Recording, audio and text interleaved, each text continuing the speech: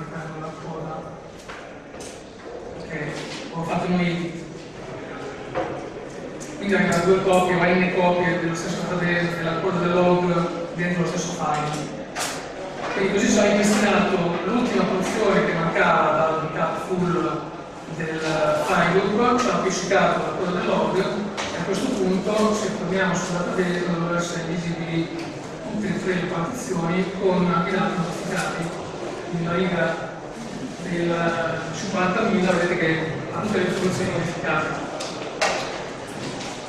Questa è un'ottima tecnica per avere quello che è la RTO più veloce possibile, quindi la copia più velocemente possibile del database, il ripristino, e poi eventualmente l'aggiunta di quello che manca in un secondo momento.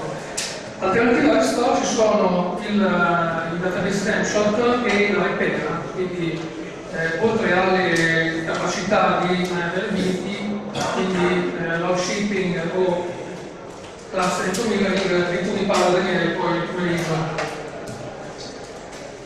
Snapshot e poi andiamo avanti perché sennò facciamo più tempo. Snapshot fondamentalmente sono le statistiche che sono letture dei dati, qui semplicemente si crea una copia del DB vuota, quindi è un file vuoto. Man mano che vengono modificate le pagine all'interno del database originale, prima che vengano modificate la pagina originale viene salvata nello snapshot. Così ho lo snapshot che è la fotocopia esatta all'istante in cui l'ho creato, tutte le pagine che sono modificate che troviamo nel database originale, la pagina prima della modifica la troviamo nello snapshot, solo se è stata modificata. Quindi se manualmente faccio una modifica di